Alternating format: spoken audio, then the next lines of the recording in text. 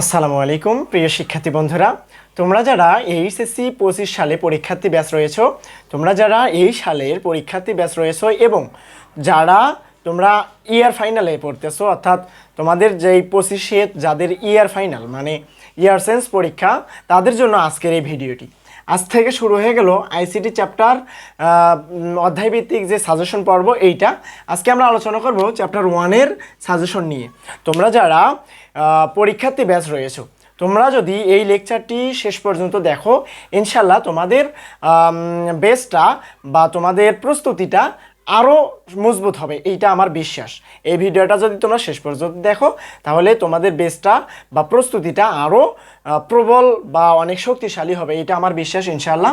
তো আজ থেকে আমরা চ্যাপ্টার অনুযায়ী সাজেশন নিয়ে ক্লাস দেব, তোমরা ইনশাআল্লাহ শেষ পর্যন্ত থাকো।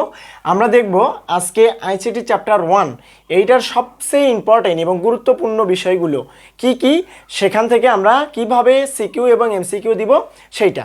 সর্বপ্রথম আমরা একটা কথা বলে নেই, তোমরা যারা এই এক্সামে ভালো একটা রেজাল্ট করতে চাও, সামনের পরিকল্পনা যদি অনেক সুন্দর করে রাখো, তাহলে অবশ্যই আমাদের প্রথম চ্যাপ্টারটা অবশ্যই ভালো করে পড়তে হবে।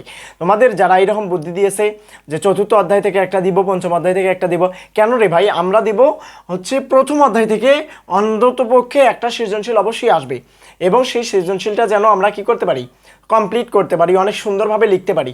দেখো, এগুলোতে আইসিটিতে তোমরা জানো যে আইসিটিতে মার্ক কাটার কোনো বিষয় নাই। তোমরা যদি সঠিক তথ্যটা তুলে ধরতে পারো, তাহলে ইনশাল্লাহ সেখান থেকে তোমরা পূর্ণ মার্ক পেয়ে যাবা। তাহলে অবশ্যই আমাদের কি করতে হবে, প্রথম অধ্যায়টার সাজেশনটা অবশ্যই আমাদের ভালো করে দেখতে হবে এবং ভালো করে পড়তে হবে। এখন পড়ার সময় এই কয়েকদিন যদি তোমরা একটু আড্ডা দাও, ফোন চাপো, এইরকম কিছু করো, তাহলে অবশ্যই তোমাদের কাঙ্ক্ষিত রেজাল্ট হবে না। সর্বপ্রথম আমরা দেখব সাজেশন চ্যাপ্টার 1-এর, আইসিটি চ্যাপ্টার 1-এর যে সাজেশন, সর্বপ্রথম আমাদের দেখতে হবে বিশ্বগ্রাম। কি ভাইয়া?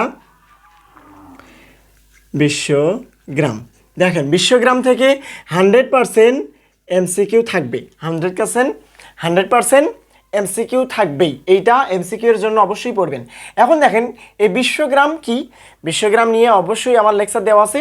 দেখো, বিশ্বগ্রাম হচ্ছে গ্লোবাল ভিলেজ বা পুরো বিশ্বটাকে গ্রামের সঙ্গে তুলনা করা হয়েছে, এইরকম কিছু। তো এটা তো বিভিন্নভাবে কাজ করে, এটা পড়ালেখার ক্ষেত্রে কাজ করে, ব্যবসা করার ক্ষেত্রে, যোগাযোগ করার ক্ষেত্রে, এভাবে কাজ করে। অবশ্যই আপনারা ধাপগুলো উল্লেখ করে পড়বেন, মানে লিখবেন বিশ্বগ্রাম কাকে বলে, বিশ্বগ্রাম কীভাবে কাজ করে, নিচে কয়েকটি ধাপ উল্লেখ করা হলো। এইভাবে যদি লিখতে পারেন, তাহলে গতে আপনি পূর্ণ মার্ক 3 নাম্বারে 3ই পেতে পারেন, এইটা অবশ্যই খেয়াল রাখবেন। 2 নম্বরে আমরা যেটা দেখব,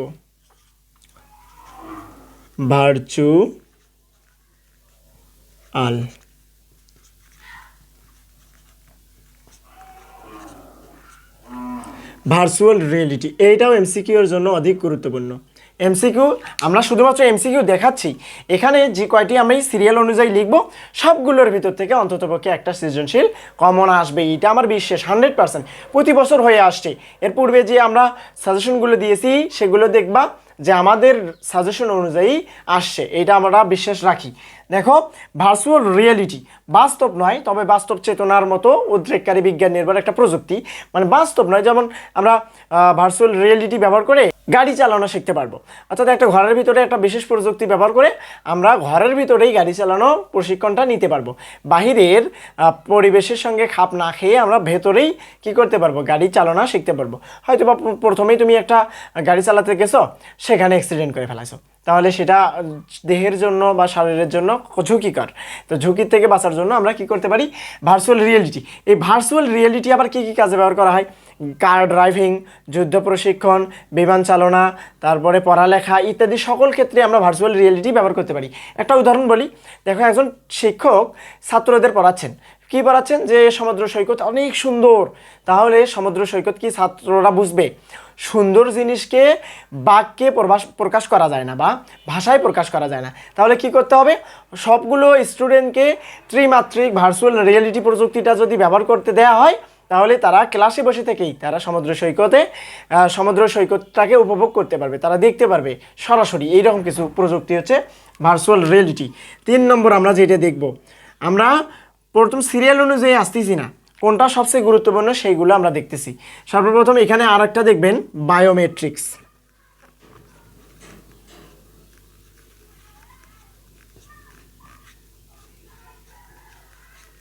বায়োমেট্রিক্স অবলিক বায়ো ইনফরমেটিক্স।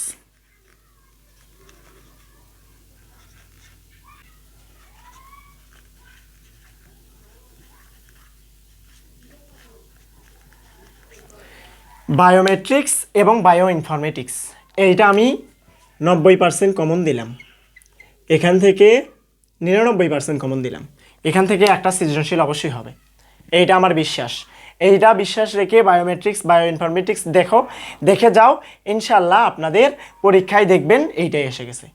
এইটা কিন্তু এমসিকিউ এর জন্য, এটা হচ্ছে সিকিউ প্লাস এমসিকিউ দুইটাই, বায়ো ইনফরমেটিক্স বায়োমেট্রিক্স, অনেক গুরুত্বপূর্ণ বিষয়। এটা উদাহরণ দেওয়া থাকবে যে রফিক সাহেব তার অফিসে প্রবেশ করার সময় বিশেষ কিছু প্রযুক্তিতে তার আইডি কার্ড শো করে বা ফিঙ্গার শো করে, আই প্রিন্ট চেক করে বা শো করে, ফেস চেক করে বা শো করে, এইরকম কিছু করে সে অফিস কক্ষে ঢোকে, বা কিছু বিজ্ঞানের বিষয়গুলো লুকিয়ে রাখার জন্য সে একটা বিশেষ প্রযুক্তির দরজা তৈরি করছে, যেখানে তার অনুমতি ছাড়া অন্য কেউ কী করতে পারবে না, প্রবেশ করতে পারবে না। সেগুলো হচ্ছে বায়োমেট্রিক্স বা বায়ো ইনফরমেটিক্স।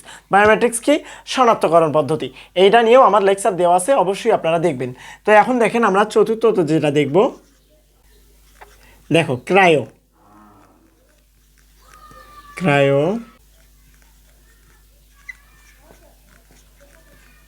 ক্রায়োসার্জারি, এইটার থেকেও আমি বললাম 99% কমন একটা বিষয়, এইটা বা এইটা। এখন আপনারা মনে করতে পারেন যে কয়টা সৃজনশীল আসবে। দেখো, সৃজনশীল একটাই থাকতে পারে, সেখানে দুইটা উদ্দীপক দেওয়া থাকবে, ক দেওয়া থাকবে একটা, বা ক উদ্দীপক দেওয়া থাকবে, সেটাতে বলা হবে গতে, আবার খ একটা উদ্দীপক দেওয়া থাকবে, সেটা থাকবে গতে, এইরকম করে থাকবে। দেখো, ক্রায়োসার্জারি এটা একটা চিকিৎসা পদ্ধতি, শৈল্য চিকিৎসা পদ্ধতি, শীতলীকরণ করা হয়। এইটা নিয়েও লেকচার দেওয়া আছে আমার, অবশ্যই অনেক সুন্দরভাবে বোঝাইছি, অবশ্যই আপনারা এটা দেখবেন। এটাও কিন্তু এমসিকিউ সিকিউ এর জন্য। এরপরে আমরা দেখব এআই।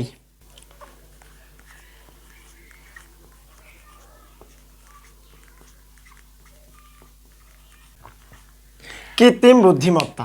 তাহলে কৃত্রিম বুদ্ধিমত্তার সঙ্গে যারা এখনো পরিচয় হও নাই, তারা অবশ্যই দেখছো কিন্তু হয়তো বা বলতে পারতেছো না। কৃত্রিম বুদ্ধিমত্তার ইংলিশ হচ্ছে আর্টিফিশিয়াল ইন্টেলিজেন্স।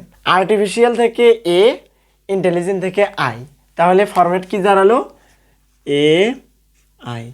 তাহলে এআই ব্যবহার করে এই 2025 সালে বিশেষ করে এআই ব্যবহার করে অনেক কাজগুলো আমরা দেখতেছি। কার্টুন তৈরি করা যাচ্ছে, মানুষের ফেসে অন্য কিছু ফেস তৈরি করা যাচ্ছে, এআই দ্বারা অনেক কন্টেন্ট তৈরি করা হচ্ছে, অনেক ভিডিও পাবলিশ করা হচ্ছে, অনেক কার্টুন তৈরি করা হচ্ছে, এইরকম কিছু। তাহলে এআই তো বোঝেন, আর্টিফিশিয়াল ইন্টেলিজেন্স, কৃত্রিম বুদ্ধিমত্তা, এটা অবশ্যই আপনারা পড়বেন, বোঝা গেছে? এটা অবশ্যই পড়বেন, এটা এমসিকিউ এর জন্য অধিক গুরুত্বপূর্ণ। সিকিউ যদিও এটা অনেক ছোট একটা চ্যাপ্টার, অনেক ছোট একটা বিষয়, এটা সিকিউ না পড়ে আপনারা এমসিকিউ পড়বেন, এটা থেকে সিকিউ হয় না সেভাবে। তারপরে আমি কিন্তু এমসিকিউ সিকিউ দুইটাই দিচ্ছি, আপনারা অবশ্যই দুইটাই ভালো করে মনোযোগ দিয়ে পড়বেন, অবশ্যই এমসিকিউ সিকিউ এর জন্যই পড়বেন। আমরা আরেকটা দেখব হচ্ছে জেনেটিক ইঞ্জিনিয়ারিং।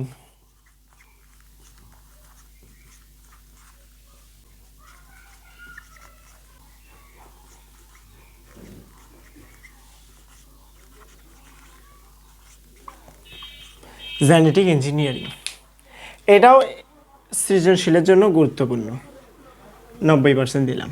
এমসিকিউ সিকিউ এটাও অনেক গুরুত্বপূর্ণ। সব শেষে আমরা এমসিকিউ এর জন্য 4টা বিষয় দেখব আমরা রোবট। কি ভাইয়া? রোবট বা রোবোটিক্স,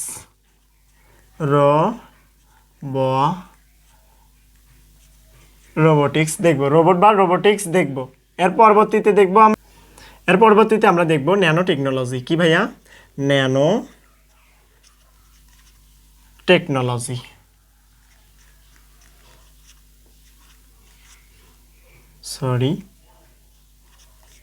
ন্যানো টেকনোলজি। দেখেন, এইটাই আমাদের ফুল সিলেবাস বা সাজেশন। এখান থেকে আমরা 10 অবশ্যই তো কমন পাবো, এরপরে এমসিকিউ 2 থেকে 3টে আমরা কমন পাবো। আমরা জানি প্রথম চ্যাপ্টার থেকে প্রথম চ্যাপ্টার থেকে 100% একটা সৃজনশীল থাকবে।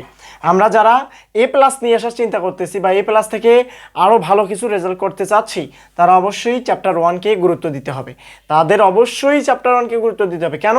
আমরা লিখিতগুলো অনেক সুন্দরভাবে লিখতে পারি, প্রোগ্রামগুলো হয়তো বা পঞ্চম অধ্যায়ে প্রোগ্রাম রচনা করতে একটু ঝামেলা হয়ে গেল, প্রোগ্রাম রচনার অল্প একটু ভুল এলে কিন্তু প্রোগ্রামের রেজাল্ট আসবে না। তারপরে এইচটিএমএল কোডিং লেখার সময় হয়তো বা কোনো একটা ওপেনিং ক্লোজিং ট্যাগ ছিল, ওপেনিং ট্যাগ দিছো, ক্লোজিং ট্যাগ দাও নাই, সেখানে কিন্তু দেখো ম্যাথে কিন্তু অল্প একটু ভুলের জন্য, ধরো ক্যালকুলেশনের জন্য সে কী হয় না, মানে অ্যান্সার ঠিক না আসলে কি হবে না, মার্ক দেবে না। ম্যাথ কিন্তু বানেও লেখা যায় না, হয়তো বা তুমি অল্প একটু ভুল করছো, সেই জন্য তুমি ওখানে ফুল মার্ক পাবে না, 0 দিবে, 1 মার্কও দেবে না। বোঝা গেছে? কিন্তু আমরা যদি এই লিখিত অংশগুলো লিখি, তাহলে এখান থেকে আমরা আমাদের 100% মার্ক নিয়ে আসা সম্ভব। আমরা যেইটা আশা করে আসছি, এখান থেকে আমরা একটা সৃজনশীল কমন পাবো। তো ইনশাল্লাহ এর পরবর্তী লেকচারে আমরা আলোচনা করব দ্বিতীয় চ্যাপ্টার নিয়ে। অবশ্যই পুরো বইটা কোন কোন চ্যাপ্টার আমাদের জন্য গুরুত্বপূর্ণ, কোন কোন চ্যাপ্টার থেকে এমসিকিউগুলো আমরা ভালো কভার করতে পারবো, কোন কোন অধ্যায় থেকে সিকিউ দিলে বা ব্যবহার করলে আমরা ভালো একটা মার্ক নিয়ে আসতে পারবো, আমাদের রেজাল্ট ভালো হবে, সেই বিষয়গুলো আমি তুলে ধরার চেষ্টা করব। তো আজকের লেকচার এই পর্যন্তই ছিল। দেখা হবে আবারও নতুন কোনো লেকচার নিয়ে। সেই পর্যন্ত সবাই সুস্থ থাকো, ভালো থাকো। আমাদের চ্যানেলটি নতুন হয়ে থাকলে অবশ্যই সাবস্ক্রাইব করে রাখো, আর ভিডিওটি ভালো লাগলে প্রিয় বন্ধুদের সঙ্গে শেয়ার করে তোমার মতামতটি অবশ্যই কমেন্টে জানাবা। আর যে কোনো সমস্যায় ভিডিওর কমেন্ট করবা, সমস্যার সমাধান ইনশাল্লাহ দেওয়ার চেষ্টা করব। আর অবশ্যই অবশ্যই কমেন্টে রিপ্লাই দেব। আর যে কোনো সমস্যায় আপনারা অবশ্যই কমেন্ট করবেন। যারা ফেসবুক পেজ থেকে দেখতেছেন তারা অবশ্যই পেজটা ফলো করবেন, আর যারা ইউটিউব চ্যানেল থেকে দেখতেছেন অবশ্যই চ্যানেলটি সাবস্ক্রাইব করবেন। তো ধন্যবাদ। আসসালামু আলাইকুম ওয়া রাহমাতুল্লাহ।